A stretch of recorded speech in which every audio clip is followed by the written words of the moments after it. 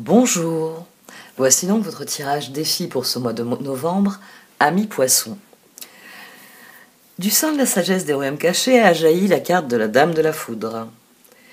Parce que, effectivement, c'est sans doute une situation qui va évoluer très rapidement. Le 8 de bâton me l'indiquait déjà, mais la situation va évoluer pour vous ici de manière rapide. Cela joue au niveau des relations. On a à nouveau référence à quelqu'un qui joue un rôle dans cette situation. Les cartes voient cette évolution qui arrive vers vous, assez soudaine, et elles viennent vous parler de la position qui est la vôtre. Nous avons au centre la tisseuse de toile, et votre défi, c'est la voix intérieure. La papesse, appelée voix intérieure dans le tarot Chosen, c'est cette part de nous qui est assise, vous savez, quelque part en nous, et qui vit intensément, qui voit toute chose. C'est votre intuition, c'est la sagesse que vous avez acquise au fil des ans. C'est ce qui anime l'ermite, c'est ce qui enflamme le feu intérieur. C'est l'esprit humain, l'âme humaine. Et ici, on vous demande de regarder cette situation, non pas en essayant de chiffrer la vitesse du vent, de cette transformation, mais plutôt, où suis-je ? Il y a une image ici qui est très intéressante avec la tisseuse de toile. On vous parle souvent de suivre le courant en développement personnel, mais ici, la notion est bien plus intéressante. L'univers est une trame. Nous en avons conscience, nous avons créé des cartes. Nous avons pris des feuilles de papier, nous avons dit, c'est à telle échelle, une représentation de notre monde. C'est pour ça que cette carte vous parle de toile. Parce que l'univers, il y a une trame réelle dont nous avons même géographiquement conscience. Et il y a une trame dont la papesse en nous a conscience. C'est le rôle que nous remplissons, c'est ce que nous sommes et ce que nous vivons dans ce monde, ce que nous exprimons, ce que nous imprimons. La carte d'annexion nécessaire au progrès, ici, tout comme le défi, vous disent « Toi, poisson, où te situes-tu dans cette situation ?» Oui, elle change. Il y a, pour une image qui va être un peu plus familière à des poissons, vous êtes arrivé dans une immense étendue qui s'avère être un lac artificiel, avec, vous savez, un barrage. Et pour pas que le barrage cède, il y a on va dire des rivières qui partent de ce lac. Et vous, en tant que poisson, c'est pour ça que la métaphore elle est idéale pour vous, mais vous devez décider. Vous devez décider dans quelle direction vous voulez aller à partir de cet endroit-là. Et les circonstances changent. C'est-à-dire que vous étiez en train de tourner dans ce lac en vous disant je pourrais aller en direction de l'est, je pourrais aller en direction de l'ouest, ou du nord, ou du sud. Et puis là, vous sentez un courant. C'est-à-dire que tout d'un coup, vous sentez autour de vous que dans cette zone, il y a un courant d'air chaud qui s'est mis en route. Et qui vous dit, si tu allais dans les eaux chaudes, te baigner là, au bord de ces îles de plage de sable fin, ou vous avez un courant froid. Si tu remontais, on va prendre le saumon, si tu remontais à la source pour perpétuer ta race, si tu remontais vers cette zone plus froide, de laquelle tu es issu. Cette carte, elle vient vous dire où vous situez-vous dans cette trame. Où vous sentez-vous à votre place? Où cette papesse, quand elle ouvre les yeux, où est-elle en paix? Et la carte d'évolution à la sage-femme du pays des merveilles vient vous rappeler que c'est vous qui avez le pouvoir. Que c'est vous qui choisissez intégrité et compromis. On peut faire certains compromis C'est les compromis qui sont bénéfiques et qui sont salués par cette carte. C'est-à-dire que, qu'est-ce qu'on pourrait prendre? Par exemple, vous raffolez du poisson. Non, mais pas du poisson humain, hein. Vous savez, celui qui frétille.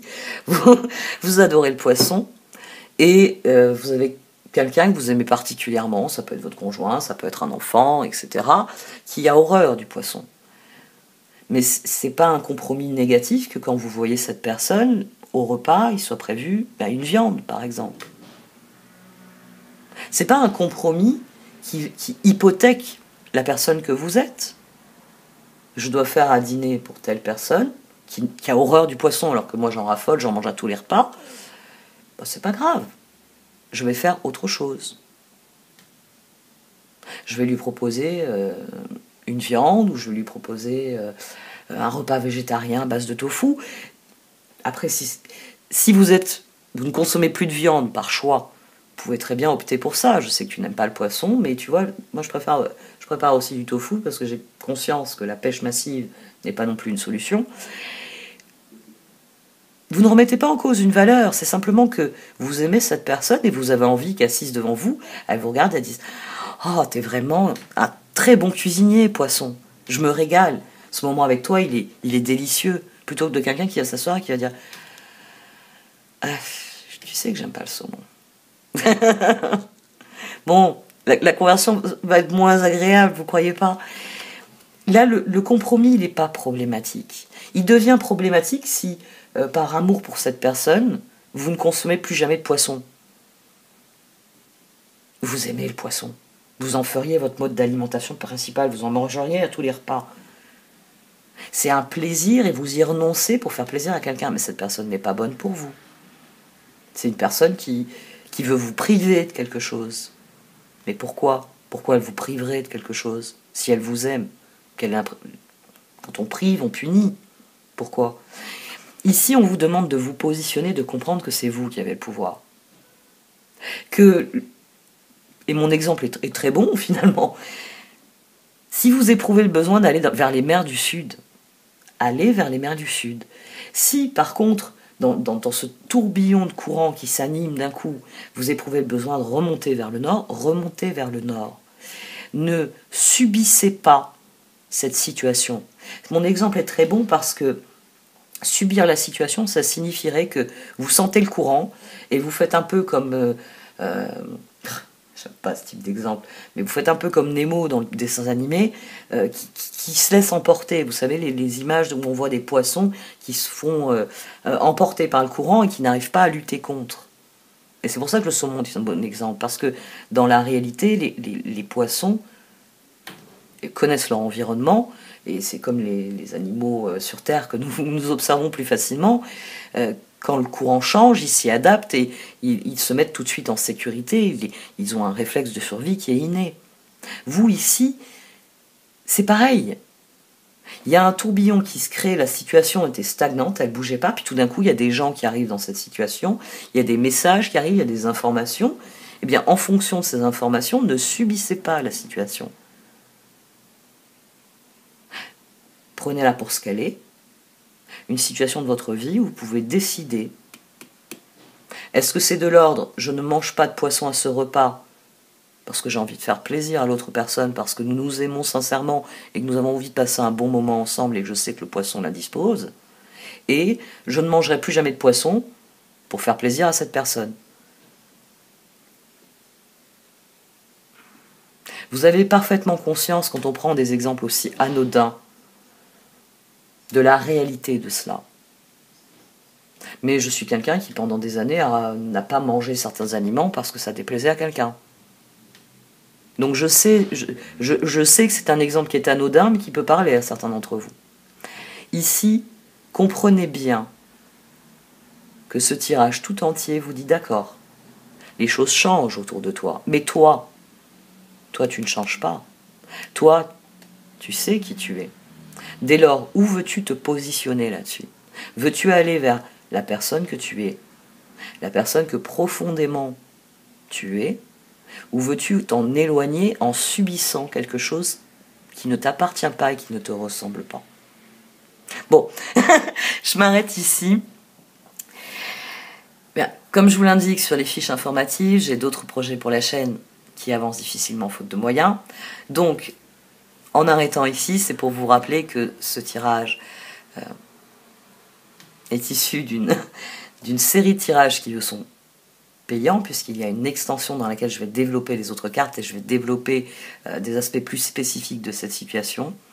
Donc si ce tirage a fait sens dans votre esprit, vous pouvez suivre le lien pour acheter l'extension et par là même soutenir directement mon travail. Dans tous les cas, merci à vous de m'avoir écouté. Prenez grand soin de vous, c'est-à-dire occupez-vous de vous et de votre bien-être. La papesse en nous est sereine, elle est dans l'harmonie avec ce qu'elle vit.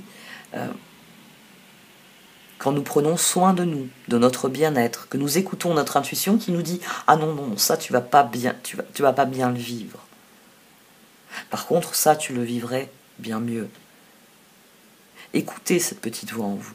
C'est votre grand défi, là, sur cette fin du mois de novembre. Et sans doute que le fait que tout se passe en Scorpion, hein, le signe ami... un autre signe d'eau, ça joue sans doute beaucoup sur vous dans cette situation. Il y a une transformation que vous envoie le Scorpion. Il se dit, tiens, les autres signes d'eau vont bénéficier de ça, comme moi. Hein, c'est sans doute ce cadeau-là qui vous vient, c'est les énergies en Scorpion. Bon, j'ai dit j'arrêtais là. Donc, pour soutenir mon travail, vous pouvez aussi cliquer sur le pouce bleu, partager via vos réseaux sociaux, partager auprès des personnes qui comme vous, s'intéressent à l'astrologie, au développement personnel et aux cartes. Ou encore donner votre avis, toujours de manière bienveillante, en dessous. Un grand merci à vous et à bientôt.